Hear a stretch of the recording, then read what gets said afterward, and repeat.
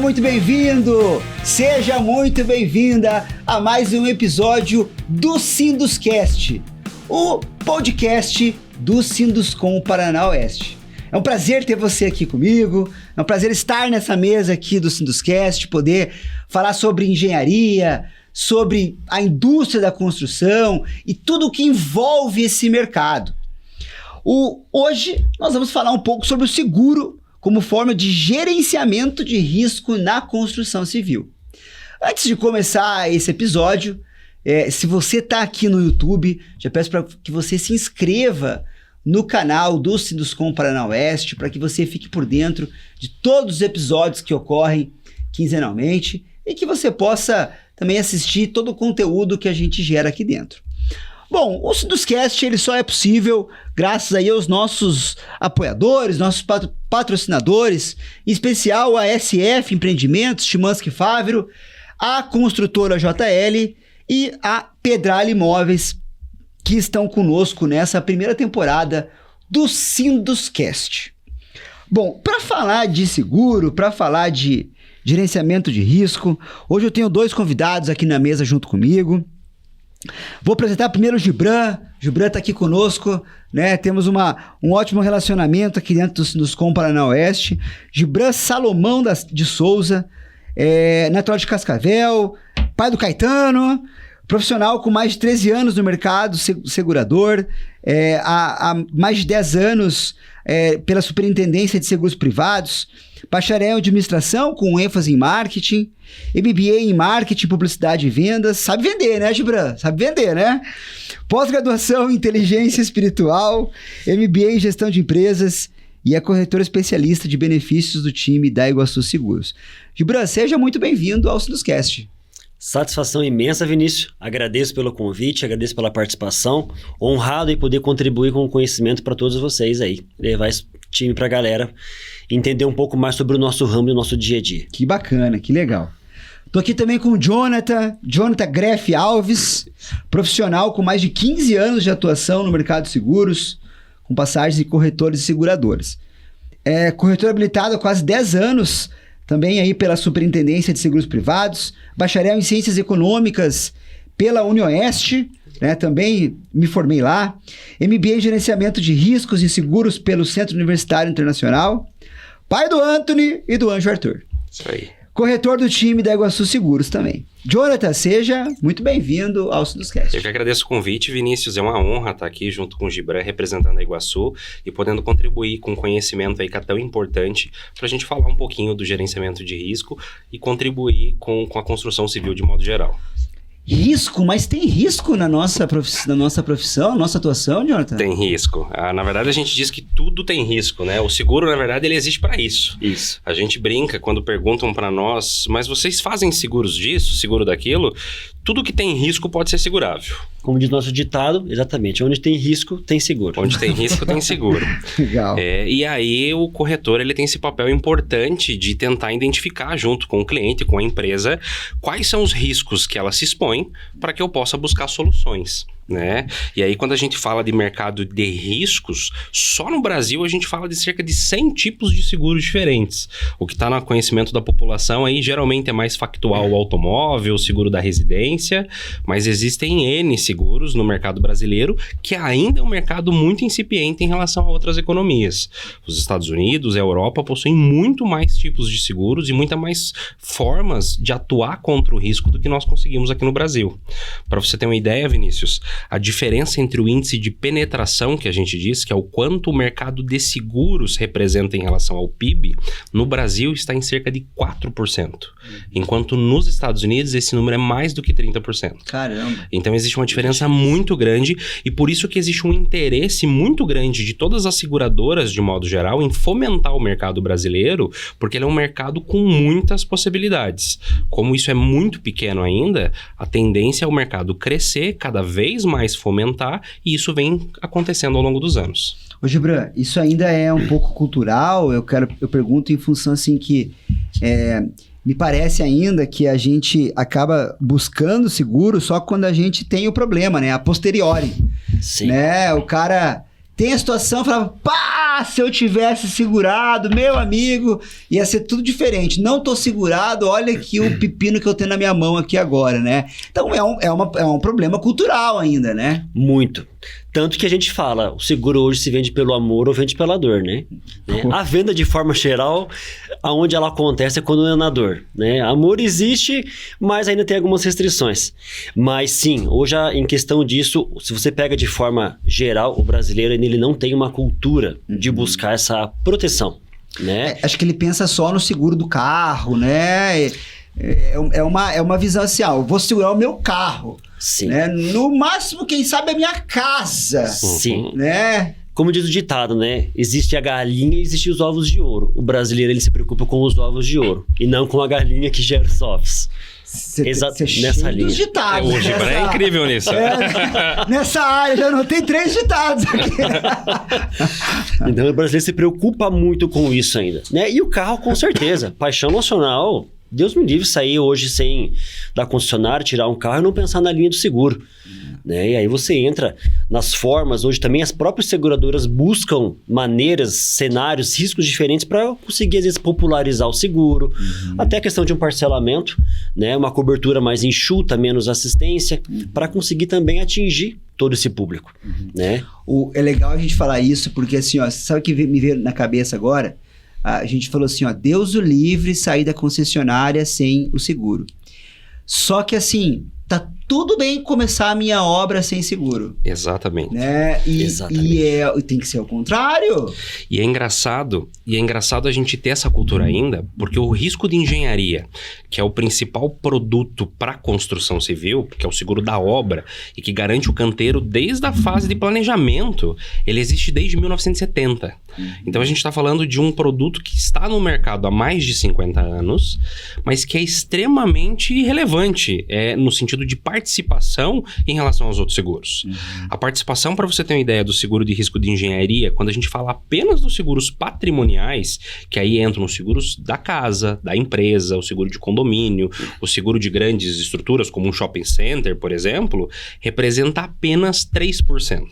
Então ele é muito pequeno, por uma questão cultural mesmo. O risco de engenharia, ele tem como ideia garantir a obra contra eventos da natureza, então ele é o seguro patrimonial da obra, se acontecer um incêndio, se acontecer uma chuva torrencial e alagar todo o canteiro nas fases iniciais ainda, se acontecer um roubo dos equipamentos e dos itens que estejam lá dentro. Que é um dos itens hoje que a gente tem sofrido muito dentro de obra. Acontece muito em todo o Brasil, isso é o principal evento que acontece no seguro de risco de engenharia, mas ele existe um fomento pequeno, por quê? Porque o risco de engenharia ele pode ser contratado por qualquer pessoa que tenha interesse na obra. Pode ser o proprietário, pode ser a construtora, uma incorporadora, pode ser qualquer pessoa que tenha algum interesse segurável naquela obra, ele pode fazer o seguro da obra. E esse seguro, além de cobrir esses itens, quando ele é feito por uma construtora, por exemplo, ele ainda traz junto consigo os danos que ele pode causar a terceiro. Porque a pessoa muitas vezes está preocupada na construção da obra, mas ela está levantando uma obra nova dentro de um terreno que já existe uma obra pré-existente, por exemplo. Sim, ou que tem uma vizinhança. Ou que tem uma vizinhança, e muitas vezes ela não tem uma preocupação relativa a danos que ela pode causar com aquilo. A gente vê casos que infelizmente acontecem, de às vezes anos depois, uma contenção mal feita acaba derrubando uma estrutura que já existia para uma obra que recém ficou pronta. Mas e como é que fica essa questão do seguro de algo que foi... Vamos imaginar, por exemplo, eu vou citar o meu caso aqui, tá? Eu trabalho na primeira etapa da obra, né? Eu trabalho com a fundação e com a contenção. Eu tô no início. E digamos que eu tenha feito uma cagada ali, né? Que eu não tenha executado corretamente o meu serviço, né? Ficou ruim. Só que isso vai aparecer dali 3 anos só, né? E o meu seguro tava lá atrás. Como é que é esse delta aí de tempo? Como é que funciona isso? Dentro do seguro de risco de engenharia, como o objeto principal não é essa responsabilidade, você acaba tendo uma amarra desse evento que acontece de forma tardia. Por isso que associado ao risco de engenharia, a gente tem o seguro de responsabilidade civil, que pode ser tanto a responsabilidade profissional do engenheiro ou do arquiteto, como pode ser o seguro que a gente chama de E&O, que é Errors and Officers, o seguro de erros contratado para pessoa jurídica, ou caso para construtora, para incorporadora, e esse seguro em si, ele tem como escopo somente a responsabilidade a terceiros. E aí, mesmo que você contrate ele no momento do tempo e o dano venha a acontecer no futuro e reclamar, você vai ter esse amparo por causa da vigência dessa pólice, entendeu? Porque a limitação da cobertura, ela não fica no momento do fato, mas quando você recebe essa reclamação. Seja o fato que acontece a posteriori, seja de uma reclamação que aconteceu de um fato recente, mas que veio só no futuro. Então você consegue ter um amparo por esse seguro também. E por isso que a gente tem um trabalho muito grande de conscientizar as empresas que, além do risco de engenharia, o seguro de responsabilidade ele é tão, se não até mais importante para a construtora. Enquanto o risco de engenharia ele protege o patrimônio de quem é o dono da obra ou de quem vai se tornar o dono da obra, a responsabilidade ela protege a empresa e o patrimônio dessa empresa contra danos catastróficos que podem ser causados a terceiros em qualquer momento do tempo. Sim. O segurador, ele é o cara que ele anuncia as catástrofes, né? Ele tem que estar ali pensando em possibilidades, no que pode acontecer, nos riscos e tentar colocar isso na cabeça do cliente ali, né? Dessa importância dele entender sobre esses riscos, né, Gibran? Sim, isso a gente traz a questão, por isso sempre a gente coloca muito a questão dos exemplos na parte, na situação de uma venda, né? E às vezes tem aquela situação, só quer vender mais um produto. Não, mas hoje a gente realmente quer trabalhar a questão da venda consultiva, né? E entender o porquê, se vai ter cobertura, se não vai ter cobertura. Segura tudo igual, seguro não cobra. Eu tive uma situação lá, meu amigo não pagou, mas de fato, será que foi uma venda? Será que obteve a questão assim, da transparência do profissional também em explicar tudo isso? Sim. Né? E aí assim, você pega hoje todas as coberturas e garantias que são ofertadas, né? E aí ele começa, isso aqui não vai acontecer comigo, isso aqui é muito difícil, isso aqui não vai, né? Aí você pega uma situação de alagamento no Rio Grande do Sul, vamos pegar uma situação que ocorreu, né? Então, em cima disso, isso não vai acontecer jamais. Imagine chegar a uma altura da água aqui e acontecer tudo isso. Deixa eu fazer um parênteses isso aí. Como é que tá essa situação assim lá, assim, as seguradoras? Colapso, né? É um colapso, mas não é, porque assim, as seguradoras elas trabalham de uma forma que é uma... Ela separa os ganhos e o prejuízo. Então, a seguradora ela também opera com a figura que a gente chama de resseguro. A seguradora tem um seguro dela também, e esse seguro ele é contratado no mercado internacional com vários agentes, então ela pulveriza o risco dela também. Entendi. Porque uma situação catastrófica dessa, para uma seguradora talvez sustentar sozinha, impossível. Ele é muito grande, né? A gente está falando aí de bilhões de indenizações no Rio Grande do Sul. A quantidade de veículos e imóveis que foram acometidos e que estão sendo indenizados é muito grande, é algo não visto. E ao mesmo tempo, como a seguradora ela tem essa capacidade de pulverizar, amanhã depois você está renovando o seguro do seu carro, Vinícius, e ele vai aumentar. E aí, às vezes, o corretor não vai saber te dizer o porquê que o seguro do carro está aumentando, mas você está pagando uma cotinha do prejuízo que a seguradora teve lá no Rio Grande do Sul. E é assim que ela funciona. Ela vai pulverizar esse prejuízo no Brasil todo, capitalizar esses recursos, e aí ela consegue fazer jus a essas indenizações. Legal. Eu quero entrar um pouco diretamente no nosso cenário, né? Eu quero falar de construção civil, quero falar de obra, quero entender tudo isso aí, né? Eu acho que o nosso público que está aqui nos assistindo também tem todo esse interesse de entender o que ele pode assegurar. Claro que tudo que tem risco tem seguro, compreendo, né? Mas às vezes essa falta de percepção do risco ocorre, né? Eu falo muito que, por exemplo, o cara começa lá uma obra, ele não tem noção que a retro ou escavadeira que ele coloca na obra dele pode gerar impacto na obra do vizinho, né? E aí você vai ter problemas lá e o cara nem se tocou dessa possibilidade, né?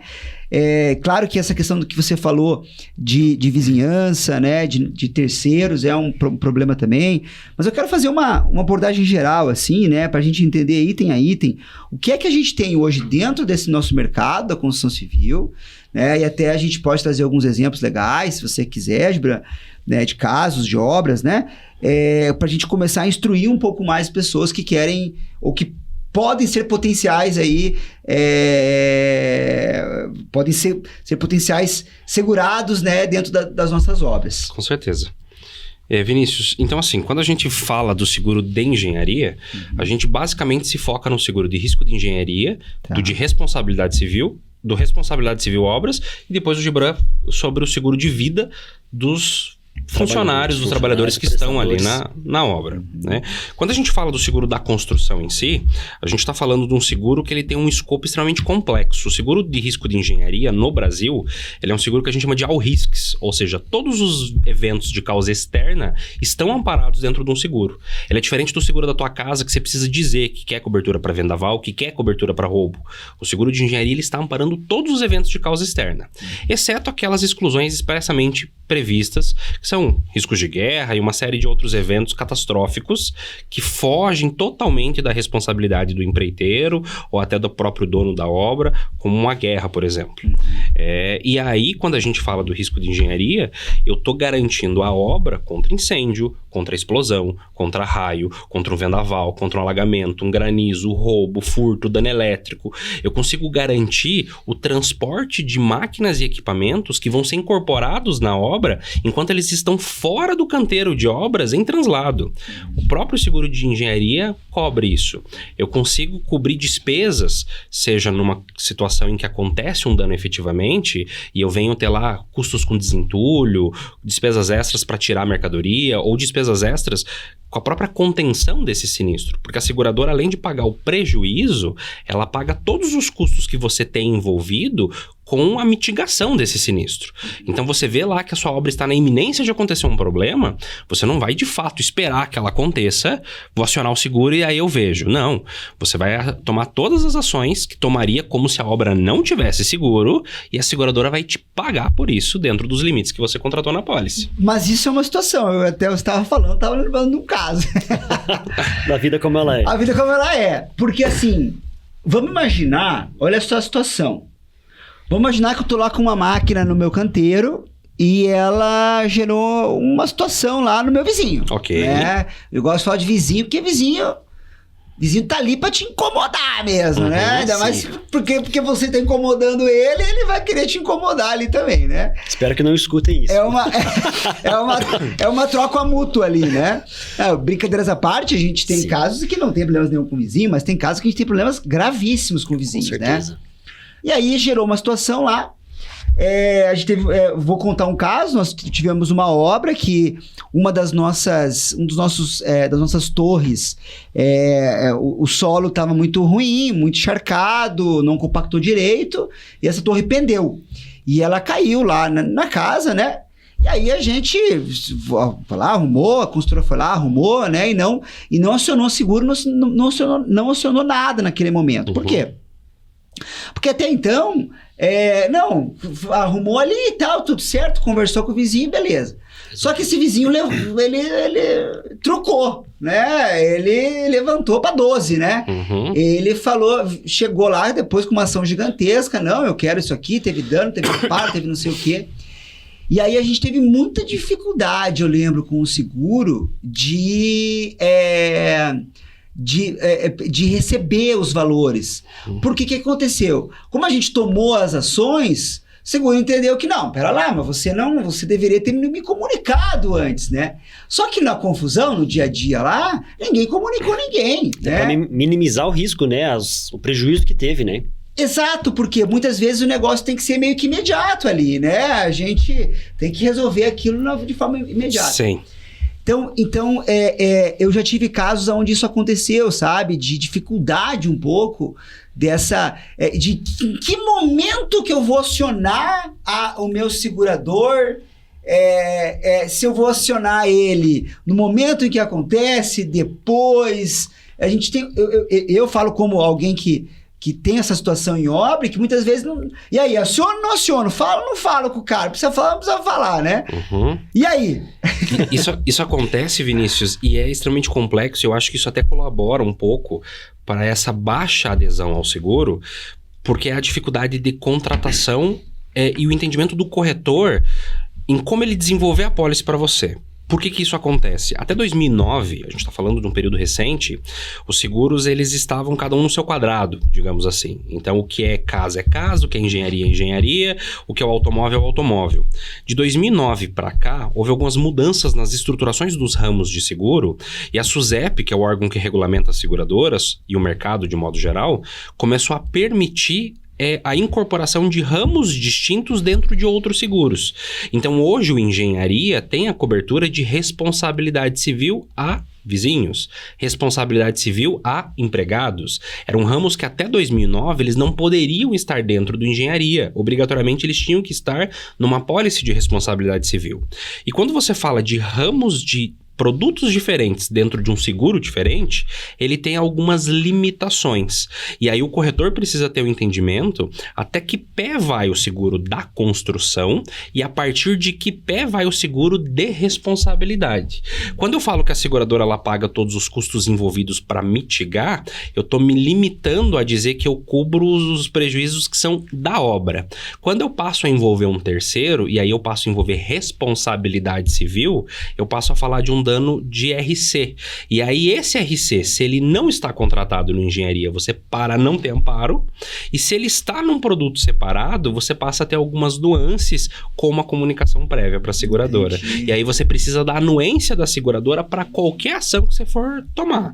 Então você precisaria dizer para a seguradora, olha, eu tive um dano, aconteceu esse dano a um terceiro, isso pode ser potencializado e esse dano aumentar de X para Y. Sim, evidente. E eu preciso arcar com isso. E aí você vai ter uma anuência da seguradora e um respaldo futuro. Eu lembro que nesse caso a gente chegou a entrar com um advogado. Eu falei assim, ó, um cúmulo do cúmulo. Pô, eu contratei o seguro. E aí na hora de cobrir, isso é o pensamento do leigo aqui, né? Com certeza. Na hora de adquirir, não pode. Eu falei, vou botar um advogado para ele entender o que está acontecendo aqui. E no final tudo se resolveu. Mas eu acho que eu entendo essa situação, entendo essa complexidade envolvida, complexo. né? A gente falava até antes aqui de iniciar o podcast, a dificuldade que eu tenho tido para contratação de seguro de projeto, né? A gente projeta N tipo de obras, né? Projetos que as suas execuções podem custar, sei lá, 500 mil a 10 milhões ou muito mais do que isso, né? Evidente, muito mais, sei lá, tem um prédio que nós estamos fazendo lá em Porto Belo, lá, que é um prédio de VGV de 1 bi, né? Então é difícil isso, né? E eu comento essa questão dessa dificuldade porque, por exemplo, recentemente eu assumi um projeto numa obra que caiu. A obra caiu. Os caras foram fazer uma estação de tratamento de efluentes e ela tinha uma escavação muito grande, era uma obra no Pará e o projeto foi mal feito. Simples assim, ponto. O projeto mal feito, né? Não atendia as especificações, né? E o negócio caiu. E a culpa é do projetista. E aí, meu amigo, como é que faz para esse cara pagar? Porque esse cara cobrou 5 mil reais o projeto, 10 mil reais. Então assim, o valor ele tá muito distante do tamanho da responsabilidade, né? E aí, pro seguro, eu acredito que seja difícil realmente ele trazer um produto que possa dar garantias ao segurado, né? Não, ia complementar que sempre quando existe uma situação, o pessoal sempre fala, eu não erro, isso não vai acontecer, você não imagina, eu fiz tudo certo, como era demandado, estava tudo certinho no script ali. E é aquela situação, para existir, na verdade, o sinistro, não necessariamente existe o erro do profissional. Exatamente. Né? Porque não é ele que vai definir quem está errado, não. Aí existe uma jurisdição que vai dizer, ó, quem está certo, quem está errado, né? Então isso acaba ocorrendo muito, essa situação, porque ele obviamente vai se defender falando que não errou, tá aqui. Às vezes tá aí uma questão de um terceiro profissional desempatador, uma perícia também em cima disso, né? Isso ocorre bastante. Mas foi aberto o sinistro. Aí se inicia dali agora toda a negociação, a conversa, Entendi. tá? E aí a gente acaba se limitando um pouco a talvez tentar encaixar 1 ou 2 ramos de seguro para que você tenha esse amparo que você trouxe, né, Vinícius? Mas às vezes você consegue trazer uma solução mais globalizada para a seguradora e a seguradora ela consegue ver você mesmo como cliente como um agente de pulverização de risco. Porque para a seguradora, a atividade de projeto ela é uma atividade mais... Ela tem um risco maior associado, porque o projeto ele se limita ao projeto, como você bem trouxe, os custos envolvidos para projetar às vezes são pequenos em relação ao tamanho da obra, mas uma falha de um projeto mal feito compromete toda a obra. É isso aí. Né? Você acaba com todas as etapas a posteriori por causa de uma falha de projeto. Quando você vai fazer um seguro de engenharia, que é o seguro da construção de uma grande obra, como um prédio de R$1 bilhão, o primeiro ponto que a seguradora pede é o projeto. A seguradora ela vai pedir o projeto, ela vai encaminhar para a equipe técnica, ela também tem uma equipe de engenheiros e arquitetos que vão avaliar. E se ela entender que esse projeto ele tá meio esquisito, ela pode se recusar a fazer o seguro da própria obra. Em alguns outros casos, ela pode pedir um cronograma físico-financeiro da obra, para ela entender como os recursos estão sendo dispostos e qual é o prazo previsto dessa execução. Porque o risco da seguradora também é diferente. Quando você está na preparação do canteiro, na parte de fundação ainda, o risco é um. Quando você levantou 2 andares, o risco é outro. Quando você já tem 15 andares de pé, o risco é outro. E aí a seguradora ela mede essa percepção de risco ao longo do tempo através desses documentos. E por isso que muitas vezes a gente tem colegas que incorrem em erro em tentar massificar esse tipo de situação. O que é o massificado? É o seguro do carro.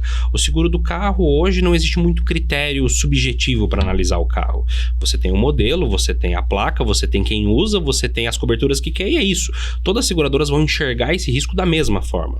Quando você vem para uma obra maior, você precisa... Complexidade muito maior. Você precisa analisar solo, muitas vezes a seguradora vai querer ver o solo que está sendo feito, a vizinhança, todos os equipamentos que vão ser incorporados, as máquinas. Mas aí se encaixa muito mais essa questão do projeto no RC profissional?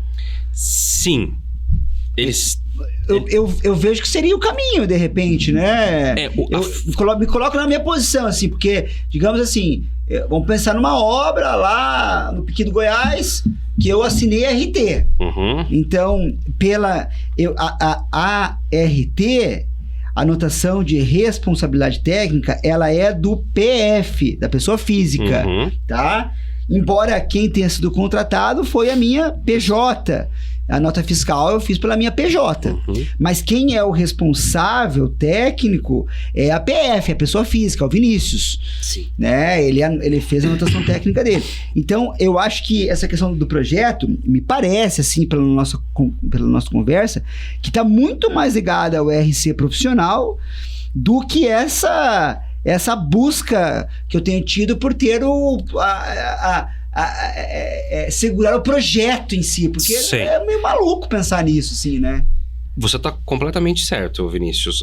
Você tendo uma pólice de RC profissional, você vai se garantir em relação a esses eventuais erros, caso você venha a ser condenado como o causador dessa falha. A dificuldade do RC profissional PF é a limitação do escopo de cobertura. Então, talvez num cenário muito bom, você contrate R$1 milhão de cobertura. E talvez você está exposto a uma obra de R$1 bilhão. Então, assim... essa é uma dificuldade e por isso que o melhor dos mundos, quando a gente fala o melhor dos mundos, mas que ainda infelizmente não é a realidade brasileira, seria você ter o seguro para todas as etapas. Seria a construtora ter o risco de engenharia, porque ele também vai mitigar parte do erro de projeto dentro da construção da obra, existir um RC profissional e ainda existir uma pólice de RC obras para PJ, para pessoa jurídica, porque aí você acaba tendo essa dispersão do risco e consegue ter o amparo em várias etapas diferentes.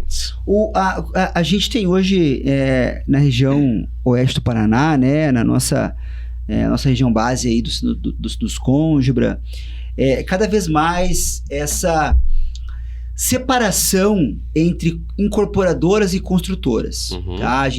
Eu tenho visto assim com uma frequência cada vez maior, né? Segunda-feira a gente estava em reunião aqui e um cliente me falou, eu fui contratado lá para ser construtor do incorporador e tal. Então, isso tem que acontecer cada vez mais. Por quê? Porque tem pessoas que têm níveis de conhecimento para incorporar, né? domina a questão de lotes, de venda, né? E tem empresas profissionais que têm o dom de construir, né? E são duas empresas diferentes, tá? Vamos imaginar que, por exemplo, eu contratei a construtora X, né? Eu sou incorporador, contratei a construtora X para executar a minha obra. E no meio do procedimento lá, deu BO lá numa situação de concreto, por exemplo. O concreto deu ruim, veio ruim, né? E aí começa uma briga entre todo mundo ali, né? Entre o incorporador, que quer saber por que o prejuízo está acontecendo, quem ele está pagando, a construtora tá lá maluca lá, o concreto está doidão lá porque não quer pagar aquilo lá, né? Aí eu pergunto, de quem que é o seguro aqui? É do incorporador? É da construtora? Quem que deve buscar isso, né? Quem que deve dar o start de falar assim, só vou começar a obra se tiver o seguro? É incorporador, é construtor, é fornecedor? Como é que é isso aí? Perguntinha! Essas decisões, a seguradora ela não interfere, de modo geral, nas relações comerciais que são feitas entre as partes. Perfeito. A gente vê cada vez mais ser comum a incorporadora e a construtora terem um contrato de prestação de serviço e que esse contrato tenha a exigência de seguro para que essa obra inicie. Isso é muito comum, por exemplo, em obras de shopping center. Existe uma exigência e já existe um escopo geral de como a obra deve seguir. O problema é que muitas vezes o seguro solicitado, ele é um seguro pura e simplesmente para cumprir papel de existência. Ele não é um seguro que talvez atendesse aquele risco de forma a contento. Eu vi o episódio da Renata aqui dizendo que os projetos de incêndio muitas vezes são mínimos. E a gente vê isso na área de seguro porque Quando existem. Quando existem. Então, assim, os contratos de seguro muitas vezes é tipo assim, você precisa ter um seguro. Ok, mas o que precisa ter no seguro? Não sei. Precisa ter um seguro. Contrato de seguro. Contrate um seguro. Entendi. E aí isso é uma problemática, porque assim, a incorporadora ela responde solidariamente por uma falha da construtora. Ela tem essa responsabilidade. Mas isso pode escoar até para o fabricante do concreto. Né? E aí existe uma discussão que muitas vezes ela vai ser alongada juridicamente, porque a seguradora, quando a gente fala de responsabilidade, essa responsabilidade ela precisa ser caracterizada. Como que é a caracterização do risco? Esse dano precisa acontecer, precisa ter um nexo, e eu preciso entender que a culpa é daquele agente.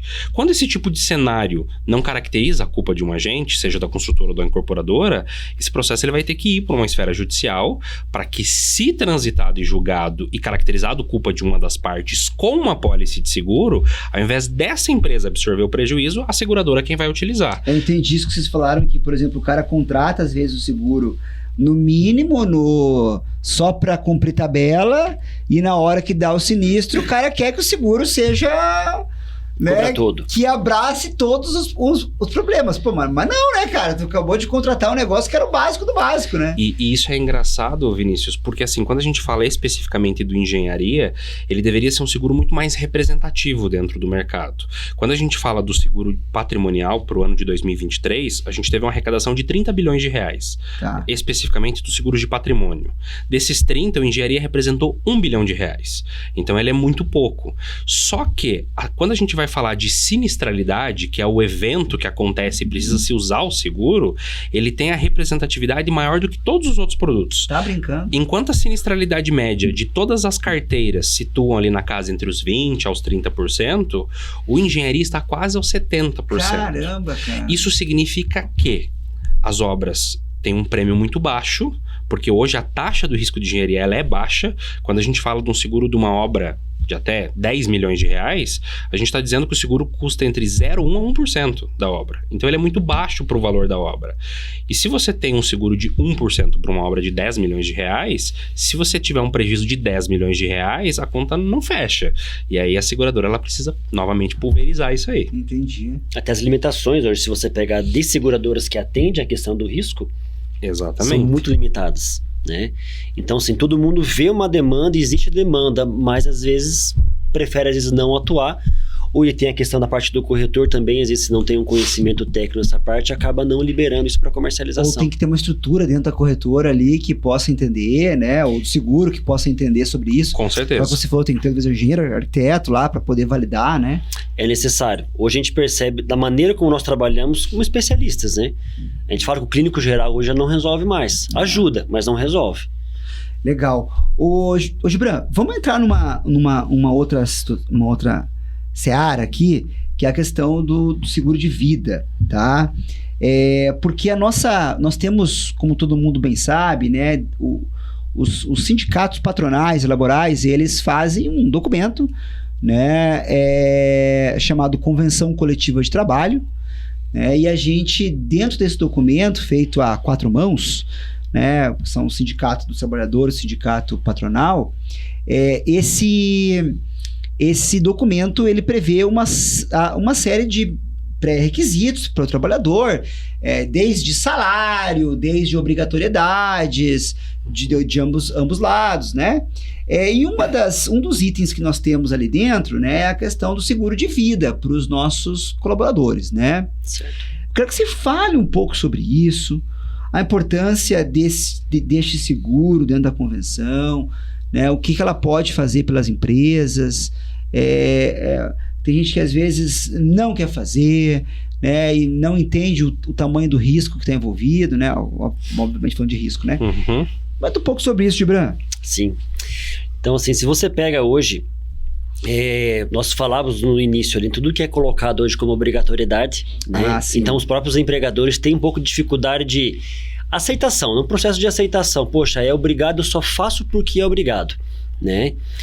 Então, como você bem disse, uma negociação feita, e dentro da convenção hoje, o que é um pouco diferente, né? Porque ali fala quais as coberturas e garantias que eu preciso ter. Então aqui existe um mínimo, da onde eu vou partir a minha cobertura do seguro de vida, tá? De forma objetiva, tá? A gente poderia citar hoje, vamos pegar o próprio Sinduscom Oeste, né? Que vai pegar toda essa região.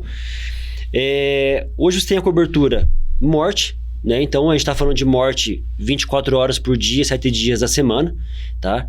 Diferente do que alguns pensam, isso aqui é o seguro contratado que eu tenho da parte da empresa, então só vai ter cobertura quando estiver dentro da obra, trabalhando. Jamais. Tá? Então isso é muito, tem que deixar isso mesmo em evidência. Eu tenho um caso desse que aconteceu conosco, com um trabalhador em Londrina. Ele não estava se deslocando para o trabalho, ele estava numa outra direção e ele sofreu um acidente de moto e morreu, né? Ele era um operador nosso, inclusive, era um cara muito 10, assim, e tal.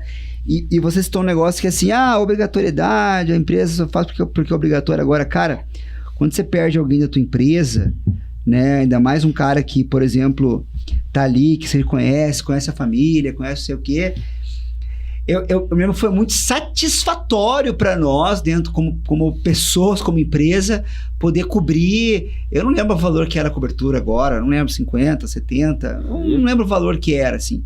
Mas eu lembro, assim, que foi uma satisfação como empresa poder garantir ali que quem ficou tenha alguma dignidade ali, né? Com certeza. Então, às vezes, a gente pensa nisso como obrigatoriedade. Você falou no amor ou na dor, né? Quando você sente essa dor aqui de perder, que você entende, cara, olha a importância de eu ter isso aqui, né? Sim. E aí você traz um ponto importante. Se a gente fala de maneira geral da parte do seguro de vida, né? Então ali na época, 2020, 2021, foi a parte da pandemia, né? Ali foi na dor. Ali realmente o brasileiro viu sim que tipo, opa, eu posso morrer. Eu posso estar tudo bem aqui, de repente eu pego um vírus, uma situação, e isso realmente pode acontecer comigo. Tá? Então foi nos primeiros anos que o seguro de vida ultrapassou o seguro de patrimônio automóvel no Brasil. Porque, poxa, agora existe um risco de fato que isso pode acontecer, né? E se você pensar na linha da parte de seguro de vida, tem obrigatoriedade, mas aí também passa na questão da responsabilidade social que a empresa tem, que é isso que você falou. Realmente você dá esse amparo para um trabalhador que estava ali atuando com o crescimento da empresa, você poder respaldar financeiramente a família, né? É um dos principais objetivos do seguro de vida. Ou seja, o teu trabalhador hoje deixou filhos, tá? Às vezes tinha questão de filhos, então isso vai contribuir também para o crescimento e desenvolvimento deles. Ele era uma fonte de renda na família dele. Ou talvez a única, né? Grande parte. Se você pegar hoje a atividade, grande parte deles hoje é a única fonte de renda na família, tá? Então aí, esse é o principal objetivo da parte, quando você pega o seguro de vida. É doloroso quando a gente trata as assistências, conversando lá às vezes com a viúva, o viúvo que fica, os filhos que ficam em cima disso, mas como você bem disse, é satisfatório você dar todo o apoio, todo o auxílio e o dinheiro está na conta. Perfeito. Foi perfeito, pago, está aqui. Perfeito. Né? Muito obrigado, agradeço, Sim. mas para nós é o trabalho resolvido. E essa questão do seguro de vida, eu há 2 anos atrás, eu resolvi fazer 3 seguros. Né? Resolvi fazer o seguro no caso de morte, aí eu fiz o seguro de educação para os meus filhos, eu achei sensacional aquilo lá, assim, né? Porque eu tenho seguro que se eu morrer hoje, os meus filhos estão segurados com tudo pago até eles completarem a faculdade, não lembro. Maioridade, alguma coisa assim. Acho que não, mas acho que era até os 23 anos, uma coisa assim, para eles, um seguro milionário lá, mas, cara, e a minha esposa, ela falava assim, cara, pra que você tá colocando esse dinheiro nisso? Eu falei assim, cara, não existe tranquilidade maior de eu pensar, se um dia acontecer um BO comigo, sei lá, a gente tem tanta possibilidade, tá? Atravessa aqui, dá um peteleco ali, né? A gente tem isso aqui. E ainda teve mais um seguro que eu fiz, que foi bem legal, que acho que é o seguro de acesso ao patrimônio, que é o seguro que a minha esposa tem. Eu não posso nem falar isso pra ela, senão ela vai querer me matar, né? Tá valendo mais, vale mais morto ou vivo? Mais morto que vivo, né? Que é o seguro para ela poder acessar o patrimônio com os gastos para poder, né, transferir. O inventário. Então eu acho bem legal, né? Que assim, quando a gente entende um pouco disso, dessa questão de risco, essa questão de, opa, pera lá, pode acontecer comigo. E eu sou um cara que eu sou muito assim, sabe? Você falou, por exemplo, do projeto, né? Isso aqui não vai acontecer comigo, isso aqui eu não vou e tal. Eu já sou meio ao contrário, assim, sabe? Eu falo, isso aqui pode acontecer comigo. Isso aqui eu posso errar. Consciente. Isso aqui dá pra gente. Isso aqui eu posso fazer uma cagada aqui, né? Embora a gente a gente tome todas as precauções com relação a isso, mas não tem a menor dúvida que isso pode acontecer. Então, esse nível de consciência tem que começar a ser trabalhado, né, Gibran? Sim, com certeza. De que você pode ter ali um risco e você pode deixar o pessoal desamparado mesmo, né? Sim. Vamos lá, Vinícius. Então, a gente falando da vida como ela é. Vou trazer o seguro para minha situação, né? Então, o John também participou aí. Na época, eu acabei ficando ali um tempo internado. Tive uma situação, né? Acabei colocando 5 stents dentro disso, né? E aí, assim, pequenininho, Caetano tava com 6 meses de idade. Época de pandemia, não podia visita, não podia nada. 10 dias internado, tá? Chamei a esposa. O negócio é o seguinte, tem um seguro de vida, tá? É aqui que vai acontecer. Se de fato eu partir dessa para melhor, se Deus quiser, né? Se isso acontecer, tá aqui a parte do seguro de vida. Mas aí eu comecei a fazer cálculo. Não é o suficiente. Olha só. Não é o suficiente. O cálculo que eu fiz, poxa, o Caetano com 6 meses, pelo menos a maioridade. Jogar um cálculo, só para facilitar o cálculo, R$1.000 por mês ali, 12 meses vezes até o 18. Então tá com 6 meses, então são 18 anos de contribuição para o Caetano garantir R$1.000 para ele por mês, para facilitar o cálculo. O Gibran tem uma renda na família, então minha esposa tem que pelo menos ficar 3 anos amparada aí. Até a questão emocional, financeira, ela conseguir se readaptar com a renda só dela, dessa situação. E daí a parte de patrimônio. Poxa, tem a casa, tem o apartamento, tem isso, né? Tudo que vai ficar. Como que acessa isso aí? Exato. E aí o seguro de vida é liquidez imediata. Ele não entra em inventário, né? Ainda o governo não cobra impostos, não tem dedução nenhuma sobre isso. Ainda, certo? Sobre isso, então ele vai entrar de imediato para você. E aí nesse tempo, passei dessa, não era a hora ainda. Não, vou fazer mais um seguro de vida. Olha só. Quem que me aceitou? pergunta se alguém quis me aceitar dentro. E você... Sou o carro PT, cara, e entendeu? você é o... Sinistrado. E você tá dentro do jogo aí, né? Dentro do jogo, seguradora. Né? Poxa, a gente tá comercializando. Sou veja eu, bem, ó.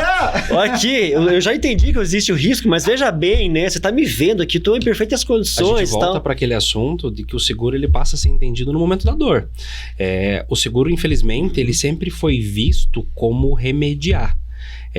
A pessoa, eu não vou fazer o seguro da minha casa porque eu tenho cerca elétrica. Nada a ver.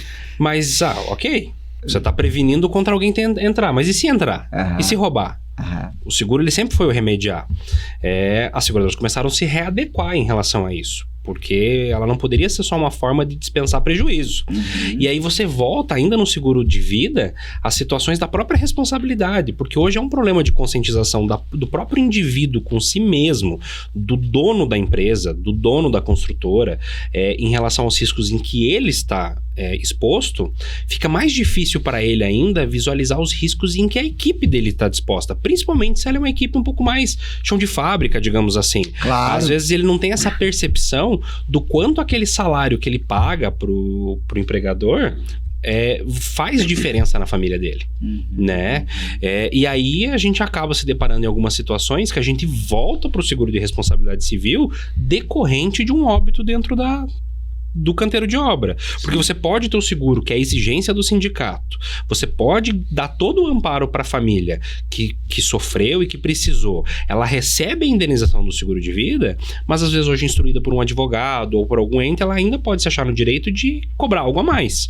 Sim, claro. E um juiz pode entender que existe uma responsabilidade da empresa maior do que aquele capital que foi indenizado. Indenizou 50, indenizou 70. Mas deveria indenizar. Mas talvez o juiz fala, era um jovem engenheiro que ganhava tanto por mês, que iria viver até os 75 anos de idade e que ele deveria receber 1 milhão de indenização. E aí a empresa volta a ter uma situação em que, com uma apólice de responsabilidade civil, essa apólice consegue fazer esse amparo. Eu acho que é muito importante a gente ter eu brinco com o mercado de imóveis, né? A gente tem o nosso corretor de imóveis aquele corretor parceiro, né? E acredito que também que no mercado de seguros é importante isso aí, né? Ter esse parceiro para que ele possa entender. Você usou uma palavra antes que é esse trabalho de consultoria, né?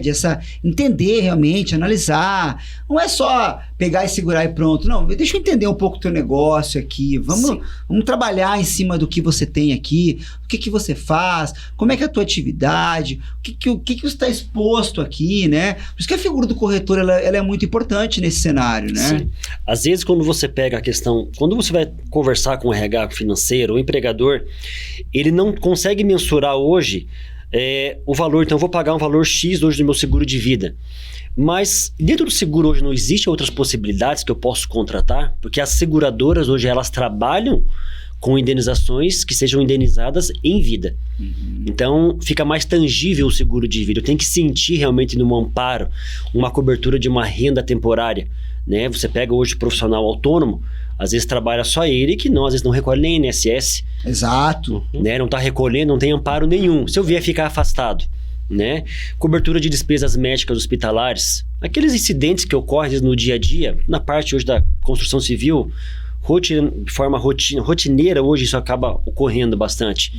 Então a gente sempre vai trabalhando outras coberturas, oferecendo, por mais você consegue ter isso. E às vezes não é nem tanto assim. Diferença pequena às vezes. Aí, poxa, vou pagar um pouco mais? Aí é aquela questão que nós falamos, aconteceu, poxa, fui reembolsado em 10 mil reais de despesas médicas, pagou o seguro do ano inteiro já, por um evento ocorrido.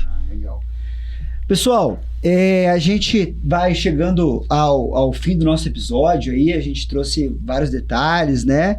Eu gostaria que cada um fizesse aí um fechamento, falasse um pouco aí até sobre as suas atividades, se de repente quiser falar um pouco sobre a Iguaçu Seguros, né, que está aqui dentro do Sinduscom, para que a gente possa ir concluindo aí o nosso episódio. Tá certo. Pode continuar, John. Então, a gente gostaria de agradecer, Vinícius, a oportunidade de ter esse bate-papo. Você viu que o assunto seguro, para dois entusiastas de seguro, é um assunto que dá pra gente ficar o dia inteiro conversando. São profissionais aí com mais de 10 anos, então assim, a gente gosta do que faz, a gente vive o seguro, basicamente. O seguro foi meu primeiro emprego e meu único emprego. Eu já passei por corretoras e seguradoras, mas eu não tenho outra aptidão. Eu me formei economista, mas o seguro é minha paixão. E toda a faculdade, tudo me trouxe aonde eu estou, e é o que a gente gosta de fazer. A Iguaçu Seguros é uma parceira do Sinduscom, é uma corretora aí que está com 36 anos de história. A gente é uma corretora tida como departamentalizada por especialistas em cada segmento. Então a gente seguramente consegue ajudar com esse trabalho de consultoria que os parceiros possam precisar, seja por risco da obra, seja para responsabilidade, seja para a tua questão do projeto. A gente pode voltar a conversar. Então assim, é uma corretora que a gente não está muito presente no varejo, no automóvel, porque não é muito o nosso negócio, mas a gente atende grandes empresas, líderes de segmento, empresas de toda atividade, da agroindústria, da indústria da construção. Então, a gente está à disposição de vocês, estamos perto, somos parceiros, né, Gibran? E agradecemos novamente. Que legal, pela obrigado, parceria. Jonathan. Muito obrigado. Tá, então, agradeço novamente a parte do convite. Satisfação, show de bola, bate-papo. Legal. Tá? Descontraído, a gente conseguiu conversar, colocar todos os pontos. E como o Jonathan falou também, assim, eu sou apaixonado pela parte das vendas, mas isso me satisfaz a venda da proteção. Então, isso fico muito satisfeito quando eu consigo colocar isso para o nosso segurado, para o nosso cliente, que eu tenho agora um seguro e que daqui para frente eu consigo trazer essa sensação de proteção para ele, né? Isso para nós é muito satisfatório. Especialistas hoje que nós temos dentro da corretora, a gente sempre perde realmente para fazer um bate-papo, uma oportunizar, às vezes com uma consultoria, para a gente colocar todos. E aí você vai também poder analisar, né? Eu falo oportunidade, são os 3 pontos. Você pode nos oportunizar e ver que realmente, poxa, valeu a pena ter uma oportunidade, valeu, né? O custo, a cobertura ficou legal. Não, gostei, mas não vou dar oportunidade para uma negociação. E a terceira é nem escutar, né? Mas se você nos der como se não der oportunidade, as 2 primeiras você não vai conseguir nem saber realmente isso. Então o time hoje, a Iguaçu, ela fica à disposição, né? A parceria já se perdura quase 1 ano, né? Tivemos um crescimento aí de 3 vezes o número de massas de empresas. Estamos chegando a 100 empresas contratadas na questão de seguro, né? Não só o seguro, como todos os benefícios, que hoje as empresas procuram muito isso. Então é um trabalho que a gente faz de porta em porta hoje, conversando com todo mundo, explicando do benefício. Tá? E realmente tem feito a diferença, né? E quando fala hoje da parceria Sinduscom, sem dúvida nenhuma, ela abre muitas portas. A gente vê que o sindicato hoje realmente é atuante, né? E parceria com outros sindicatos que nós temos se destaca de forma potencial e mensurável hoje você comparar o sindicato Sinduscom com as demais entidades, cara. Que legal, Gibran. Muito obrigado por ter aceitado aí o convite, Jonathan também, muito obrigado. Eu acho que o construtor, o trabalhador, o engenheiro, o construtor em si, o incorporador, ele é um cara que ele tem que pensar no gerenciamento de todas as etapas da obra dele, né? Na contratação da mão de obra, na contratação dos serviços e na contratação do gerenciamento de risco, né? Ele tem que entender aonde tem potencial risco, então eu acho que esse episódio ele trouxe um pouco disso, dessa conscientização, de entender a importância do que pode acontecer, né? E sem levar muito pro lado catastrófico das coisas, mas cara, tá aqui, ó, isso aqui realmente pode acontecer, isso aqui é um fato, né? Pessoal, agradeço demais aí a presença de vocês, quero agradecer a FIEP. O Sistema FIEP é o nosso grande patrocinador aqui dos cast, está conosco desde o começo. A consultora JL, a consultora SF, Chimansky Favro, que também estão junto aqui conosco. Quero pedir novamente para que, se você não está seguindo aqui o nosso canal do YouTube, se inscreva aqui no canal. Se por um acaso você estiver no Spotify, também dá para você se inscrever aqui no canal dos Sinduscom Paraná Oeste, se estiver só nos ouvindo pelo Spotify também, para que você possa, né, estar por dentro de todos os episódios. Se você gostou desse episódio, compartilha ele, manda no grupo do WhatsApp lá da empresa, da família, possa entender um pouco mais sobre o gerenciamento de riscos e o quanto isso é importante dentro desse cenário. Pessoal, muito obrigado. Obrigado, Vinícius. Obrigado a todos e até a próxima.